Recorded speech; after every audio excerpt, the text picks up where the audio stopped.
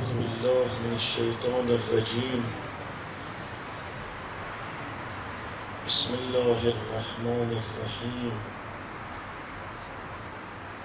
الحمد لله المتجلي لعباده من أفق الألباب، المجلي عن مراده بمنطق السنة والكتاب، الذي نزه أولياءه عن دار الغرور وسمى بهم إلى أنوار السرور، والصلاة والسلام على سيدنا وحبيب قلوبنا أبي القاسم محمد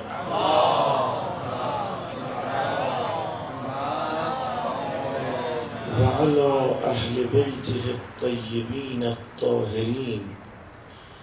وأنزلنا إليك الذكر لتبين للناس ما نزل إليهم ولعلهم يتفکرون. دنیا دار امتحانه. خداوند متعال در مواطن مختلف ذکر می کند که ما در دنیا شما رو مبتلا می کنیم، گرفتار می کنیم به گرسنگی، جوع. شما رو گرفتار می کنیم، جانتون رو می گیریم، گرفتار می کنیم، اموالتون رو ازتون می گیریم. خلاصه شما رو مبتلا می کنیم چون دنیا داره امتحانه. حضرت ایوب آن بنده برگزیده خدا مال و منالی داشت، فرزندانی داشت. شیطان هر کار کرد ایوب رو گول بزند نتوانست. خداوند متعال این بنده خوبش رو به عنوان الگو معرفی کرده. اول مالش رو ازش گرفت، بعد بچه هاش رو ازش گرفت، بعد مبتلاش کرد سخت، به طوری که مردم حاضر نشدند ایوب در میان اونها باشه. بدنش گرم زد و بسیار شکل دردناک که مجبور شد خارج بشه، مجبور شد قوم رو رها کنه. اما هر بلایی سرش آمد خدا رو حمد کرد. لذا خداوند متعال به عنوان الگو معرفی کرده است ایوب رو. دنیا دار امتحانی. در امتحان یک کتاب تعیین میکنن، میگن ماده درسی این کتابه. میگن اگر بخواید امتحان بدید فلان ساعت کلاس برگزار میشه، خبیر این علم این کتاب رو درس میده، حاضر بشید. بعد مطالبی که در اون کتاب ذکر شده است اونها رو استاد بیان میکنن. وقتی که استاد بیان کرد یه فرصتی رو به شما میدم که این فرصت رو که شما این کتاب و آنچه که از الفاظ در این کتاب وجود دارد و استاد بیان کرده است او رو یاد بگیرید تا سر امتحان موفق بشید. خداوند متعال دنیا رو مأوا و مکان برای امتحان قرار داده. هم باید کتاب بیاره، هم باید معلم بیاره، هم باید فرصت بده، هم گفتار اون معلم با اون کتاب باید همخونی داشته باشه. فرمود قرآن رو فرستاد و انزلنا الیک الذکر لتبین للناس ما نزل الیهم ولعلهم یتفکرون. ماده درسی قرآن کریم است، کتاب قانون است. استاد این کتاب که باید در کلاسش حاضر بشوید پیامبر اکرم است. مدتی رو که باید برای شما بدهم این دنیاست. یه روزی هم میاد همه شما این امتحان برگزار می شود و همه شما باید در این آزمون شرکت کنید. و ما انزلنا علیک الکتاب الا لتبین لهم الذی اختلفوا فیه. پیامبر اکرم، ما قرآن رو نازل کردیم، تو هم برو برای مردم این قرآن رو بیان کن و مسائلی که مردم با هم اختلاف دارن اونها رو براشون بیان کن. بعد فرمود و ما آتاکم الرسول فخذوه و ما نهاکم عنه فانتهوا. پس هم کتاب آمده، هم مبین کتاب آمده، هم فرصت رو خدا به ما داده است و هم زمانی خواهد آمد که همه ما در کلاس آزمون شرکت خواهیم کرد. یا موفق می شویم یا موفق نمی شویم. ما اعتقاد داریم توفیق و عدم توفیق دست مولا امیر المؤمنین علی ابن ابی طالب است، چون صراط به دست اوست. یکی از مسائل مهم که دشمنان سعی می کنند از قلوب مؤمنین اون رو خارج کنند و شبهه ایجاد کنند مسئله امامت است. شما میدانید ما تمام عقایدمان ماسوای سنت رسول خدا. فرمود من دو چیز گرانبها رو نزد شما امانت میگذارم، کتاب خدا و سنتم، یعنی روایاتی که برای شما بیان کردم، فعل من، عمل من، گفتار من، نوشته من، اینا سنت رسول خداست، باید به اون عمل کنید. حالا بناس میزان قرآن باشد. شما شیعیان ادعا میکنید امامت رو و اولین امام رو امیر المؤمنین علی ابن ابی طالب روحی له الفدا عنوان میکنید. قرآن سه واژه داره، یه رسول داره، یه نبی داره و یه امام. فرمود و ما ارسلنا من قبلک من رسول ولا نبی یتبعون الرسول النبی الامی، که هم لفظ نبی رو به کار برده است هم لفظ رسول رو. واذکر فی الکتاب موسی انه کان مخلصا و کان رسولا نبیا. موسی هم نبی بود هم رسول بود. و فرمود اذکر فی الکتاب اسماعیل انه کان صادق الوعد و کان رسولا نبیا. هم لفظ رسول رو به کار برده هم لفظ نبی رو. یه لفظ سوم هم هست، لفظ امام. ابتدا اجازه دهید لفظ نبی رو و رسول رو شرح دهم تا بحث امامت روشن شد. و مراد از نبی کسی است که نبی قبلش شریعتی رو آورده، بعدی میاد همون شریعت رو به مردم توضیح میده. و مراد از رسول کسی است که توضیح کننده شریعت قبل نیست، خودش شریعت جدید می آورد، مثل عیسی، مثل رسول اکرم شریعت جدید می آورد و اون شریعت رو برای مردم بیان می کند. لفظ سومی که قرآن کریم در مواطن مختلف او رو به کار برده است امامت است، که بحث امروز ما به حول و قوه الهی حول همین مطلب است.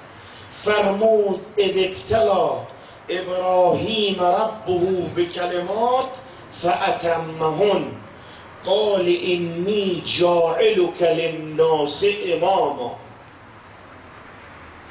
ابراهیم هم نبی بوده هم رسول، هم شریعت جدید آورده، هم شریعت قبل رو بیان کرده است و مدت آن رو انتها رو اعلام کرده و شریعت جدید رو توضیح داده. حضرت ابراهیم امتحانهای مختلفی شد بعد از اینکه نبی بود، رسول بود، امتحانهای مختلف داد. خداوند متعال می‌فرماید انی جاعلک للناس اماما. ابراهیم تو بعد از اینکه نبی بودی، بعد از اینکه رسول بودی، در مواطن مختلف تو رو امتحان کردم. نمرود تو رو در آتش، در میان آتش قرار داد. کونی بردن و سلاما. آتش ابراهیم رو حفظ کن.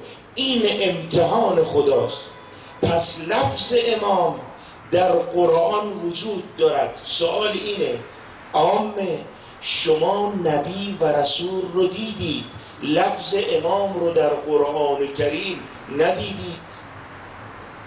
آیا تأمل و تدبر نکردید که مراد از این لفظ چیست؟ چرا خداوند متعال بعد از آن که ابراهیم نبی بود، رسول بود، خدا این رتبه رو بهش داد؟ چه امتحانای سختی کرد حضرت ابراهیم رو. نشان میدهد مرتبه امامت مرتبه بزرگی است، مرتبه والایی است.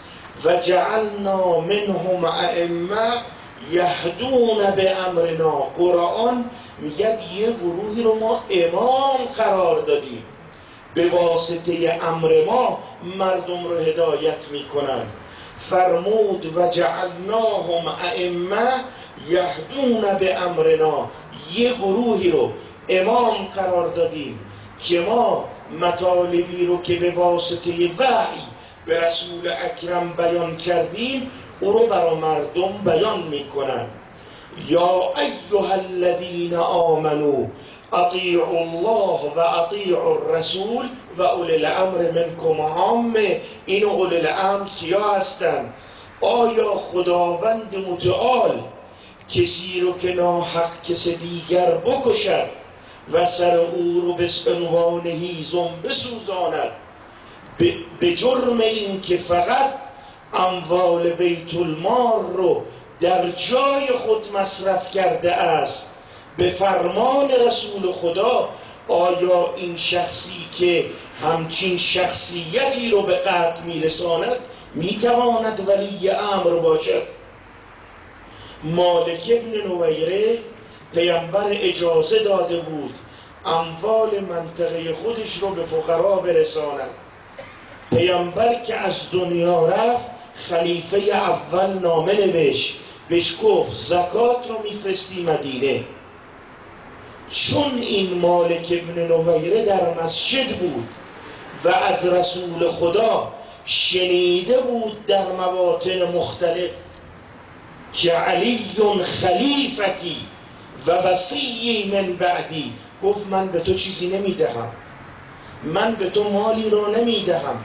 رسول اکرم من در مسجد بودم، امیر المؤمنین رو در مواطن مختلف معرفی کرد، در غدیر خم دست او رو گرفت و به مردم معرفی کرد.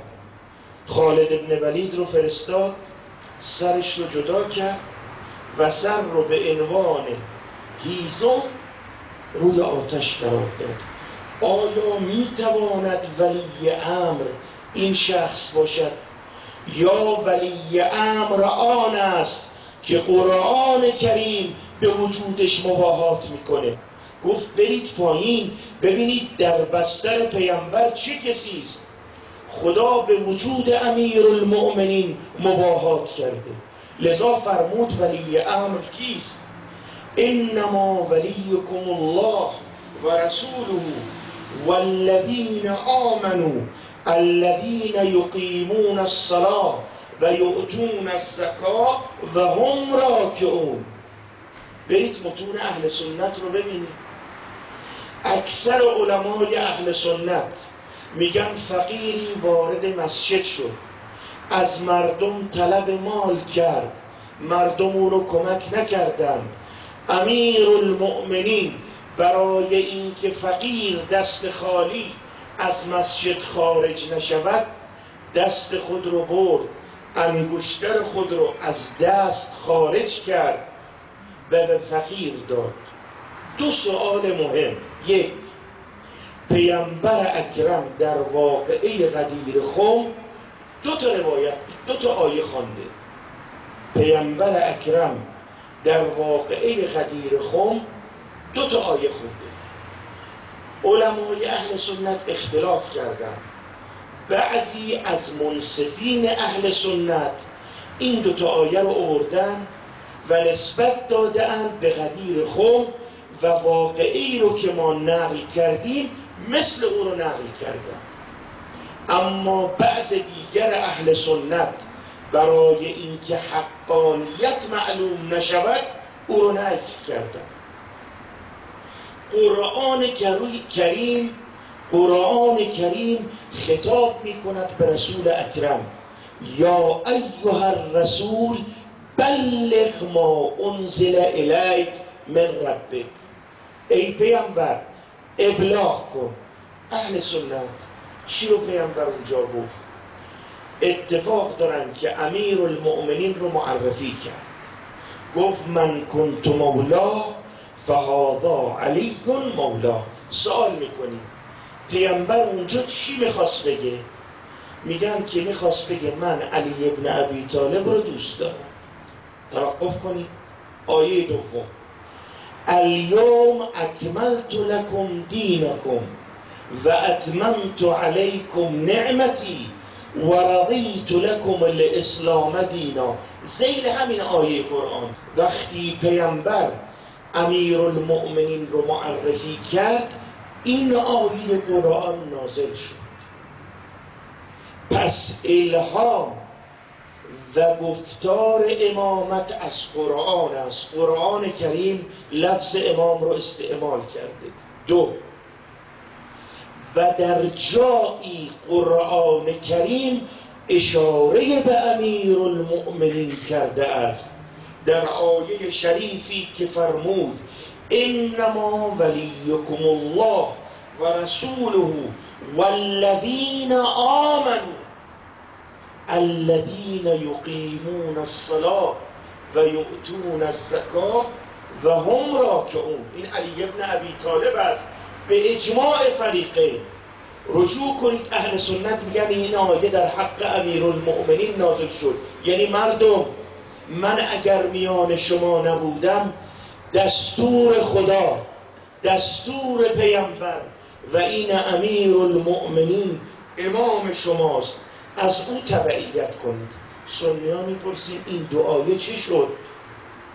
شما این دو آیه رو چه تفسیر میکنید؟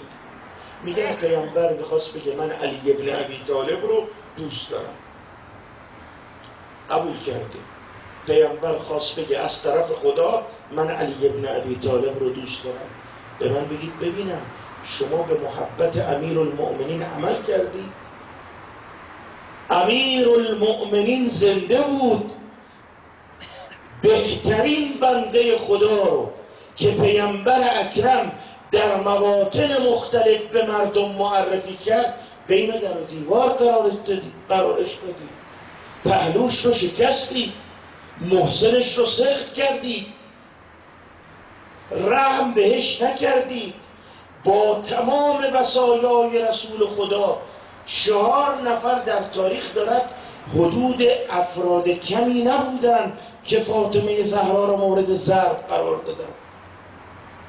هم قنفذ بوده، هم مغیره بوده، هم خود دومی بوده، اولی بوده.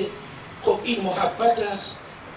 محبت به امیرالمؤمنین با چه محقق میشه؟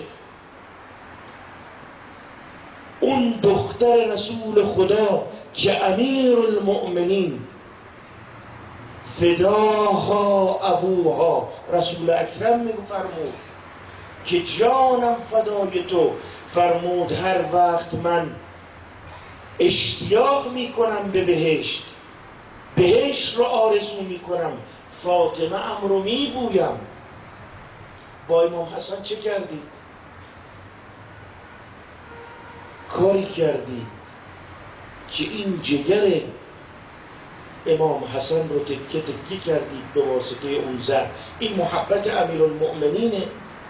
کسی که بخواد به امیرالمؤمنین محبت کنه باید به بچه‌هاش محبت کنه. یحفظ المرء فی ولده، این کلام فاطمه زهراست که شخصیتی مثل پیامبر اکرم رو اگه میخوای اکرام کنی، امیرالمؤمنین رو اکرام کنی، به فرزندش محبت کن. امام حسن فرزند پیامبر اکرم بود، فرزند امیرالمؤمنین بود. به نص آیه قرآن ابناءنا و ابناءکم. با امام حسین چه کردید؟ شما قطره آب حاضر نشدید بدید، نه به خودش، به بچهش. بچه 6 ماهه مگه چه گناهی داره؟ این افرادی که اینا الهی بودن، وقتی که سید الشهدا آمد تو میدان و طلب کمک کرد، قوم گریه می کردن، هم از دشمن هم از لشکر سید الشهدا، چون حقانیت او رو دیده بودن، میدونستن به حق است.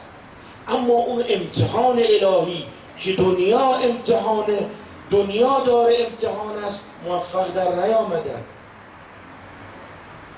جنایات بنی امیه و بنی العباس، آقایون همینو بهتون بگم که بچه‌های بنی هاشم رو به جای بلوک جلز دیوار قرار میدادن، زنده زنده دفنشون میکردن. جرمشون این بود اینا بچه سید بودن، اینا بچه های امیرالمؤمنین بودن، بچه از زهرا بودن. این محبت به امیرالمؤمنین است. شما نه تنها قرآن کریم رو که نص در امامت امیرالمؤمنین و نص در امامت دارد بهش عمل نکردید، بلکه آنچه که ادعا کردید هم درست نبوده. زوار قبر سید الشهدا چه گناهی کردن؟ چه مصائبی رو سر اینها آوردن؟ این محبت به امیرالمؤمنین است، محبت به فاطمه زهراست. منصور عباسی سال 146 گفت قبر سید الشهدا رو خراب کنید. خراب کردن، گفت کسی حق ندارد بیاد زیارت کنه. هارون رشید سال 193 دستور داد قبر رو خراب کردن، زمین رو شخم زدن. آنقدر این قبر سید الشهدا بعد از شخم زدن عطرآگین شد فضا که شیعیان مخلص و محبین مخلص از بوی خوش قبر سید الشهدا رو تشخیص دادن. بعد او رو دوباره ساختن. متوکل عباسی چندین بار، سال 233، سال 237، سال 247 قبر سید الشهدا رو خراب کرد. اولین زائر رو که میگرفت میگفت چند بار زیارت کردی؟ اگه میگفت یه بار دستاشو قطع میکرد، اگه میگفت 2 بار پاهاشم هم قطع میکرد. اینا محبت به امیرالمؤمنینه. یا ایها الرسول بلغ ما انزل الیک. نه تنها اربابای شما محبت نکردن، شما هم نکردید. پس به قرآن عمل نشده. افتخار شیعه این است که عمل کننده به قرآن است. اگر امامت رو مطرح می کند، امامت رو از دل قرآن به دست برده، معلمش به اونها یاد داده، کتاب آزمون امتحانیش رو به بهترین وجه تونسته درک کنه و این فرصت دنیا رو غنیمت می شمارد که تا بتواند از این امتحان موفق در بیاید. ابوالفرج اصفهانی در این کتاب مقاتل الطالبین می نویسد که ابراهیم دیزج که از طرف همین متوکل عباسی مأمور بود که قبر رو خراب کنه، گفت به من متوکل که قبر رو خراب کن، زمینم خراب کن، شخم بزن. میگه زمین رو که من شخم زدم، تکه‌ای از بدن سید الشهدا رو مشاهده کردم. من تو این جهتش نمیتونم خیلی باز کنم مسئله رو، هم تحملش رو ندارم، هم قابل نقل نیست. اما میگه بعد که خاک داشتیم میریختیم و این بدن قسمتش نمایان شد، عطری بر فضا جاری شد و من عده‌ای از این محامل رو قرار داده بودم که زمین رو شخم بزند. وقتی به قبر سید الشهدا میرسیدن برمیگشتن. هر کاری کردیم که بتوانیم قبر رو خراب کنیم، این محمله ها قبر رو خراب نکردن، مجبور شدیم خودمون اقدام کنیم. خب این پیکر امام حسین، این امام حسین کیه؟ کی معرفیش کرده؟ غیر از اینکه قرآن اون رو معرفی کرده، که غیر از اینکه خود پیامبر اکرم برای اینکه اسلام رو ثابت کنه، برای اینکه اسلام رو بفهمونه، برای اینکه بگه اسلام حقه، دست کی رو گرفت برد؟ اون همه اصحاب داشت پیامبر توی مسجد، زناش بودن، هیچ کدوم از اینا رو نبرد. دین با حسین ثابت می شود، لذا امام حسین رو برد. شما کجا اختلاف دارید؟ چرا از قرآن به قرآن تأمل نمی کنید، در قرآن تدبر؟ میگه چرا؟ شما امامت رو در آوردید، ما هم آیه داریم و امرهم شورا بینهم، بذارید کنار امامت رو، مشکلی نیست.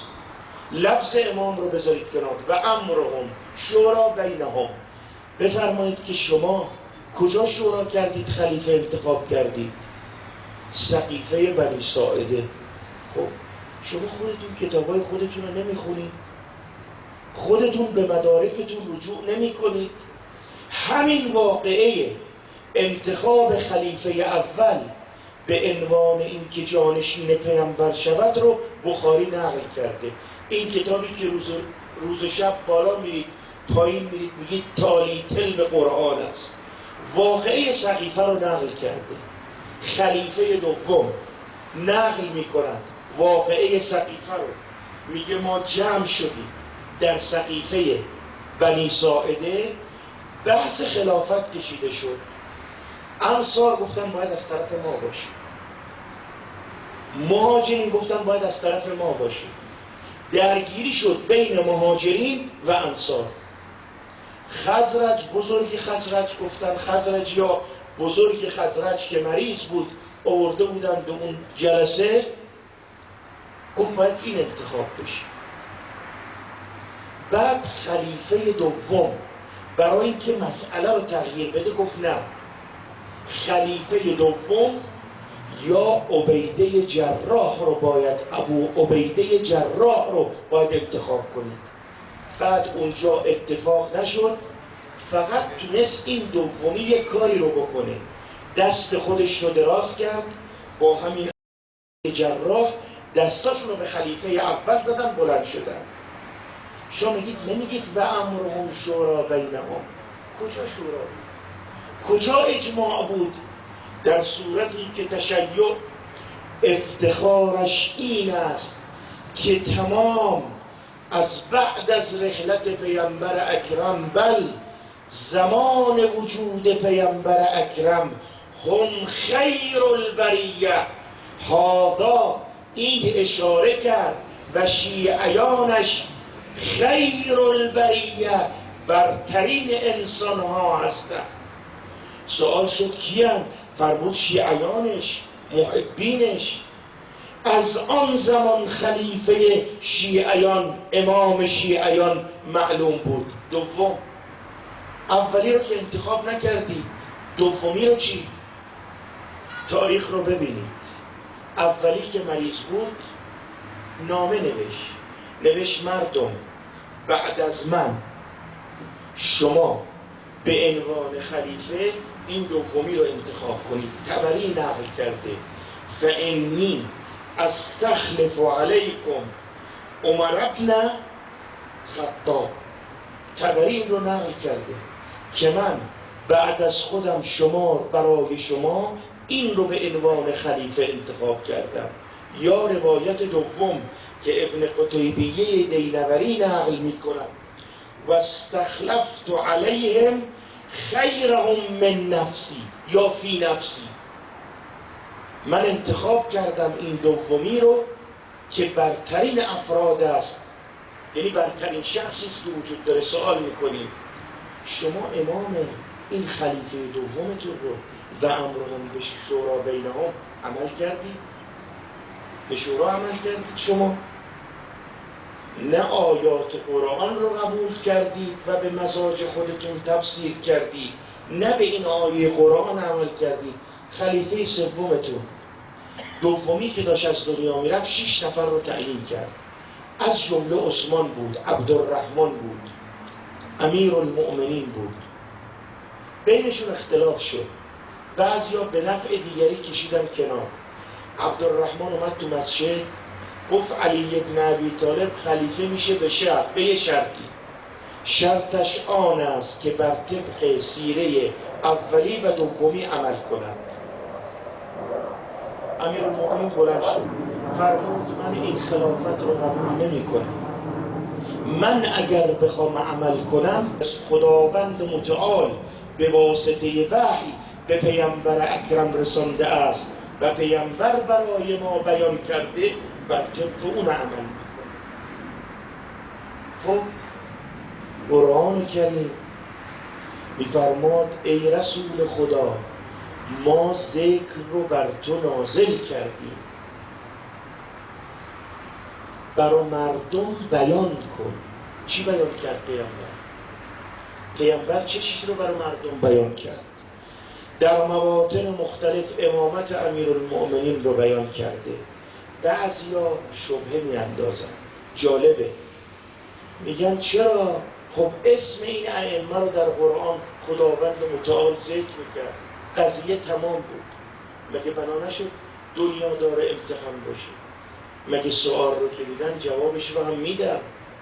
خداوند متعال قرآن رو نازل کرد و فرمود و انزلنا الیک الذکر، رسول اکرم این قرآن رو نازل کردیم لتبین للناس، برای مردم بیان کن. پیامبر چی رو بیان کرد؟ مگر ولایت امیرالمؤمنین رو در مواطن مختلف بیان نکرد؟ مگر بعد از واقعه رحلت رسول اکرم احتجاجات ائمه و احتجاج فاطمه زهرا سلام الله علیها که دفاع از بعلش میکرد مگر فراموش کردیم؟ پیامبر هر جا توانست، هر جا برایش امکان بود، پیامبر اکرم حق رو بیان کرد. پس مسئله امامت مسئله قرآنی است. مسئله امامت مسئله قرآنی است. لفظ امامت از قرآن است. امام در قرآن تعیین شده و به واسطه پیامبر اکرم معرفی شده. خب بعضی شبهه میکنن، مواظب باشید این شبهه اثر نکنه. دلیل این که ما باید مواظب باشیم شبهه اثر نکنه، چون دشمن بهترین اسلحه خودش رو تشکیکات در مسائل مسلم مذهب میداند. ما یه تقصیری هم داریم، یه کوتاهی هم کردیم، مطالعه کم میکنیم. من به خودم خطاب میکنم، جسارت نمیکنم. به الا مذهب تشیع تمام پایه‌هاش مسلمه. این که میبینید عامه نمیان احتجاج کنن چون نمیتوانن با ادله خودشون ما رو آن چیزی که ما اعتقاد داریم از بین ببرن. اما ما میتوانیم. ما نیاز به متون خودمون نداریم، از متون خودشون. خودش گفت در سقیفه جمع شدیم اما اتفاق حاصل نشد. خودش گفت من دومی رو من انتخاب کردم و امرهم شورا بینهم نبوده.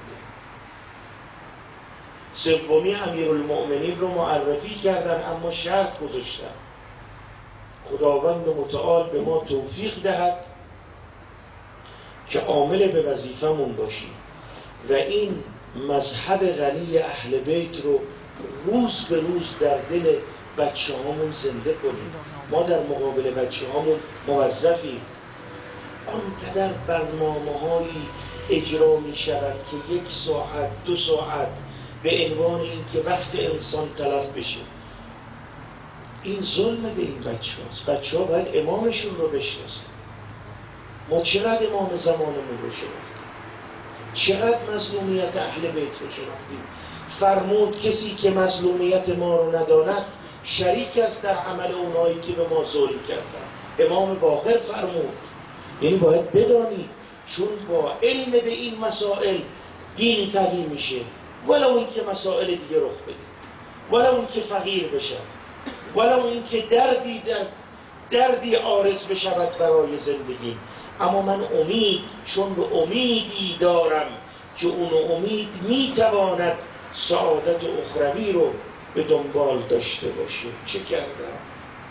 شما میگید که محبت دارید به امیرالمؤمنین. چند نفر بودید در خانه فاطمه زهرا هجوم بردید؟ مرحوم شیخ مفید میگه فاطمه زهرا تو حیات بود، چون بعد از پدر خیلی اذیت شده. یه لحظه دید که دارن هجوم میکنن به در خانه، در خانه رو بس خودش رو انداخت پشت در. این خلیفه دوم یه نامه‌ای براش فرستاده معاویه. گفت وقتی پشت در رفتم احساس کردم فاطمه خودش رو پشت در انداخت. خودم رو آماده کردم که ضربه کاری رو وارد کنم. من ایستاده بودم دیدم که مادرم را زینب جان. من ایستاده بودم دیدم که مادرم را دشمن گهی به کوچه گاهی به خانه میزد. نمیدونم معنای شعر رو درک میکنی یا نه. یعنی اونقدر ضربه ها کاری بوده. حضرت یه لحظه بیرون میافتادن، یه لحظه داخل خانه. الا من ایستاده بودم دیدم که مادرم را دشمن گهی به کوچه گاهی به خانه میزد. یه نگاه دیگه هم زینب داشته. اون لحظه ای که بالای تل زینبیه و شمر جالس علی صدره شدید ما توهمت یا شقیق فؤادی کان هذا مقدرا مکتوبا. باور نمی کردم برادرم زنده باشم سر تو رو بالای نیزه. الا لعنت الله علی